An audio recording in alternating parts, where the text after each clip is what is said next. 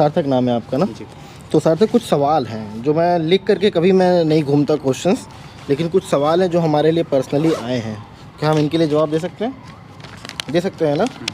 तो ये वाला दूसरा वाला पेपर आप पकड़िए, जिसको नहीं देखना है, एकदम नहीं देखना है, ठीक है? बंद कर दीजिए इसको। वो बहुत ही वाहियात राइटिंग में लिखी हुई है। अब जर्नलिस्ट की राइटिंग ऐसी होती है, माफ़ करिएगा। तो दिखाइए, ये सार्थक है 400 में 391। 391 है आपका? जी 391। 390। अच्छा, टॉपर कौन है फिर आपके यहाँ का? आर्ट्स में तो शायद मैं हूँ, और सोशल में 2 लड़कियाँ हैं। सोशल में 2 लड़कियाँ हैं। जी। तो इनसे पूछा गया है कि हम CUET के लिए कैसे प्रिपेयर करें? CUET में प्रिपेयर करने के लिए मुझे लगता है सबसे ज़्यादा ज़रूरी है मॉक। अगर आपने पूरा प्रिपेयर कर लिया है तो मॉक आपको ज़रूर देने चाहिए, जिससे आपको एक टाइम का अंदाज़ा पड़ेगा, एक लिमिटेड टाइम में क्वेश्चंस कर पाने का। अच्छा, CUET में मॉक बहुत इंपॉर्टेंट है, और सबसे ज़्यादा इंपॉर्टेंट था। हमने अपना पूरा सवाल बदल दिया। इंट्रोडक्शन लेंगे पहले इनका। आप कहाँ से हैं, क्या नाम है, और एजुकेशनल बैकग्राउंड क्या है आपका?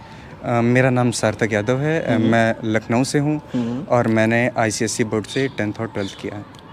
CUET के टॉपर हैं BHU में, मतलब ये टॉपर कहलाते हैं। BHU में CUET के थ्रू जितने भी लड़के आए हैं, उनमें से इनका BA आर्ट्स में सबसे ज़्यादा नंबर आया है। तो बहुत ज़्यादा पढ़ाई लिखाई की बात करते हैं। तो एक बार बता दीजिए टॉपर साहब, CUET के हिसाब से आपके कौन से बेस्ट कॉलेजेस हैं? प्रेफरेंस क्या रहे best colleges of India according to CUET? आपने क्या चूज़ करिए? जैसे अगर किसी को जनरल BA की बात करनी हो तो पहले पे मुझे लगता है DU या BHU कोई भी रख सकता है, अपनी मर्ज़ी है। उसके बाद अगर नॉर्थ इंडिया में है, यानी इधर हमारे UP साइड, तो इलाहाबाद को रख सकता है। इलाहाबाद यूनिवर्सिटी है, जामिया मिलिया है, ये सब जामिया काफ़ी अच्छी हैं। JNU आप क्यों नहीं गए? JNU भी अच्छी है, पर अगर वहाँ पे बेसिकली ज़्यादातर वो जो फॉरेन लैंग्वेजेस हैं वो पढ़ाई जाती हैं BA में, अंडर ग्रेजुएशन में। तो हम इसलिए JNU नहीं जा रहे हैं। हाँ, इसलिए। बाकी अगर किसी को फॉरेन लैंग्वेज में करना हो तो JNU फिर काफ़ी अच्छा है, मतलब बहुत अच्छा है। कितना आया CUET में? एक लोग पूछ रहे हैं हमसे, कितना आया CUET में, और किस किस सब्जेक्ट में टॉप परसेंटाइल बना आपका? मेरा GT में 100 परसेंटाइल है, और हिंदी में अप्रॉक्सीमेटली 100 है, यानी 99.97 करके कुछ है। अप्रॉक्सीमेटली कितने क्वेश्चन गलत हो गए यार? दोनों में मेरे एक क्वेश्चन गलत हुए हैं, एक GT में, एक हिंदी में। हाँ, एक सवाल और आया है। As a topper of CUET BHU, आपको कैसा यहाँ पे महसूस होता है? क्या कुछ ऐसी फ़ायदे मिलते हैं? हाँ, काफ़ी सही लगता है, काफ़ी अच्छा है। बस कोई आकर के ये नहीं बोलता कि माला वाला फूल चढ़ा दिया वगैरह, यार आप टॉप किए इस सेशन के, ऐसा कुछ? नहीं, तारीफ़ करते हैं, तारीफ़ मिलती है, दोस्त वगैरह काफ़ी तारीफ़। और कुछ लोग हेल्प मांगे, और कभी मदद मांगे कि आप दूसरों की मदद करें इस एंट्रेंस एग्ज़ाम को क्वालिफाई करने में? हाँ, हेल्प मांगी है। जैसे भैया हैं बगल वाले, बिरला बी के, उनकी छोटी बहन को इस साल देना है एग्ज़ाम, तो उन्होंने कहा था कि बात कर लीजिएगा, ज़रा हेल्प कर। तो गाइड किया आपने उनको? हाँ, गाइड किया। क्या लैक ऑफ इन्फॉर्मेशन क्या लोगों में घूम रही है अकॉर्डिंग टू CUET को लेकर के? क्या अफवाहें हैं लोगों के मन में? ये है कि इसका कई लोगों को लगता है कि इसका कोई फिक्स्ड वो नहीं है, कोई फिक्स सिलेबस नहीं है या पैटर्न नहीं है, पर ऐसा नहीं है। अगर जो चीज़ें दी गई हैं सिलेबस में, अगर हम उतना ही पढ़ लें तो हो जाएगा। हाँ। हम लोग सही काम कर रहे हैं? काफ़ी डिस्ट्रैक्ट कर रहा हूँ क्या आपको जवाब देने से मैं? नहीं, ऐसा नहीं है। अच्छा, एक सवाल और पूछा गया है, क्या डोमेन रिक्वायर होगा CUET BA आर्ट्स के लिए? हम क्या क्या सब्जेक्ट चूज़ करेंगे? BA आर्ट्स में तो एक लैंग्वेज मांगता है, हिंदी या इंग्लिश में से कोई भी एक, और GT। हाँ, और जो लैंग्वेज के मार्क्स होते हैं वो 50% मिलते हैं, यानी आधे करके। और वहाँ पे जो ढेर सारे लैंग्वेजेस के लिस्ट दिए होते हैं, उनका क्या करना होगा फिर? उनका BSc वगैरह जो और सब्जेक्ट्स हैं और यूनिवर्सिटीज़ हैं, DU वगैरह में, जैसे DU में 2 डोमेन मांगता है, तो वहाँ पे उनका रोल है, BHU में तो नहीं है। मतलब आर्ट्स भी अगर हम BA भी करेंगे DU से, तो क्या डोमेन में कुछ अलग से मांग रहा है? हाँ, वहाँ पे डोमेन मांग रहा है। साइंस या बायोलॉजी या मैथ में से कोई एक डोमेन? वहाँ पे ये मांगता है कि जो आपने 12th में पढ़े हैं सब्जेक्ट्स, उन्हीं में से कोई 2 डोमेन चूज़ करिए। आपने नहीं चूज़ किया था? नहीं, हमें हिंदी के लिए था, तो हमने सिर्फ यहीं के लिए तैयारी की थी। हिंदी कॉमन सब्जेक्ट माना जाता है BHU में। लोग कहते हैं कि कितने भी नंबर लाओ हिंदी मिल जाता है, लेकिन एक टॉपर हिंदी लेता है तो एक तरीके से दिमाग में सवाल उठते हैं कि ये मेरे सवाल है कि ज्योग्राफी और उसके बाद स्टैटिस्टिक्स, मैथमेटिक्स, ढेर सारे ऐसे कम्बिनेशन से जो बहुत ज़्यादा प्रॉफिटेबल हैं फ्यूचर के लिए भी, वैसे भी। तो आपने हिंदी ही क्यों चुन गए? हिंदी में मेरी रुचि थोड़ी अधिक है, दूसरे उनके सब्जेक्ट से कंपैरिजन में, तो इस वजह से। एक लोग और सवाल पूछते हैं, बहुत ही सिंपल सवाल है आपके लिए, आप टॉपर हैं तो।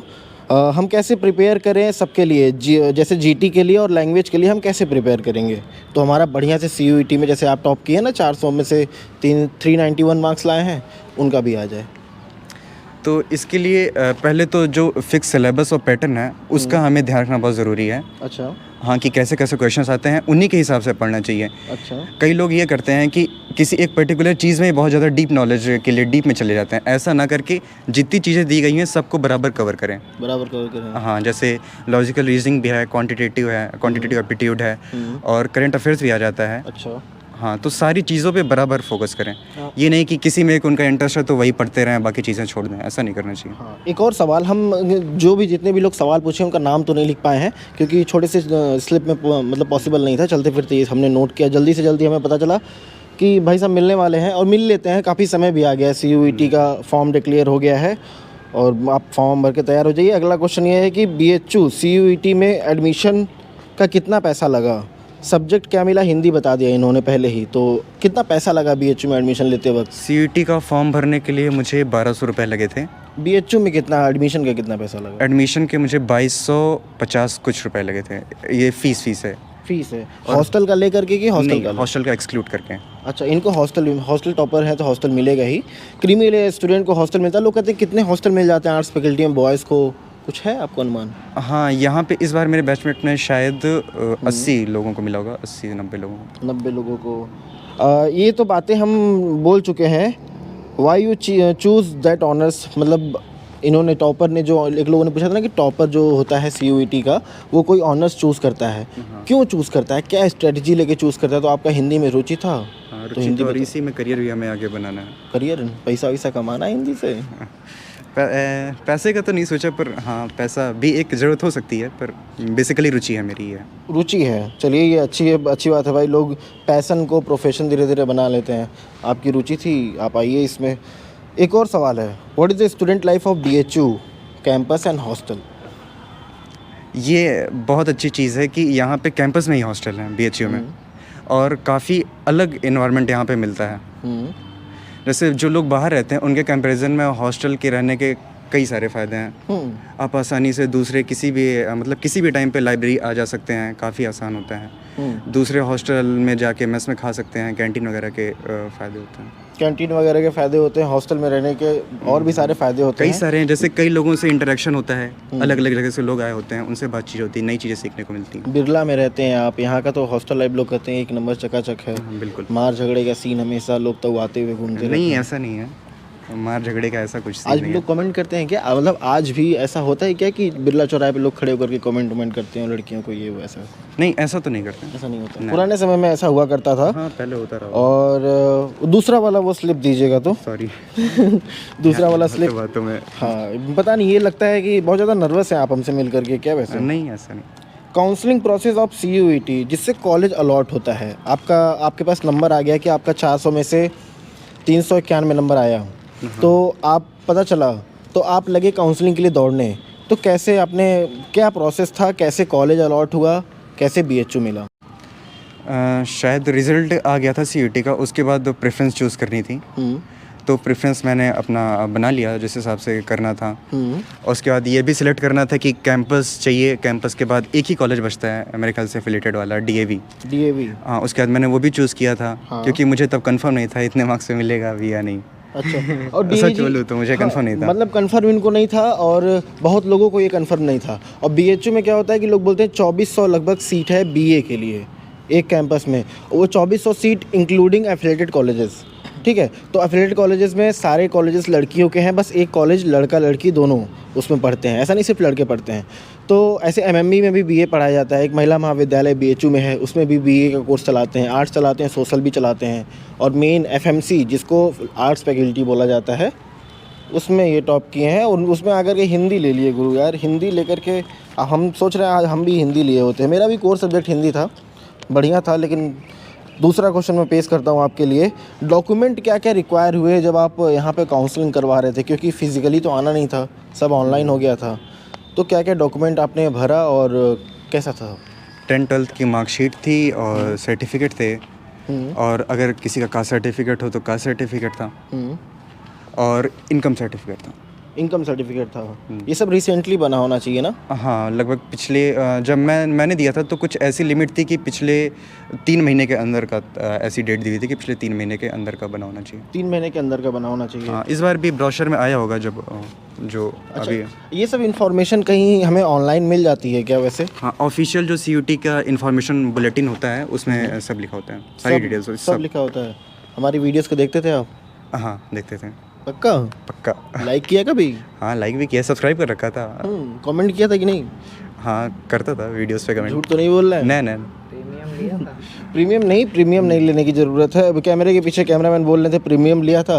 हम तो बस शेयर कर दीजिए, कोई दिक्कत नहीं है, शेयर करना इज़ ओके। प्रीमियम लेना, अभी छात्र लाइफ में इतना ज़्यादा पैसे नहीं खर्चा करना है किसी को, हमारे लिए ख़ास तौर से।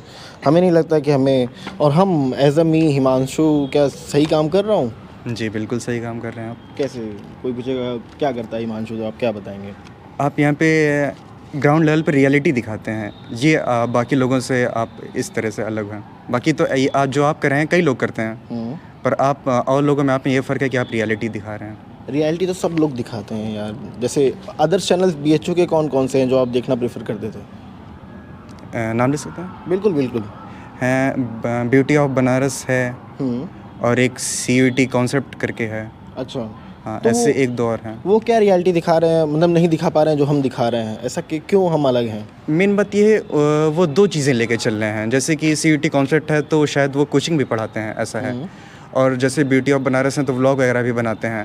पर आप जो है मुझे लगता है सिर्फ यही काम कर रहे हैं, तो आप इसमें बेटर कर पा रहे हैं। अच्छा, ब्यूटी ऑफ बनारस लोग बोलते हैं वल्गर ब्लॉग करना, ये सब करना, छोड़िए उस सब बारे में बात नहीं करेंगे।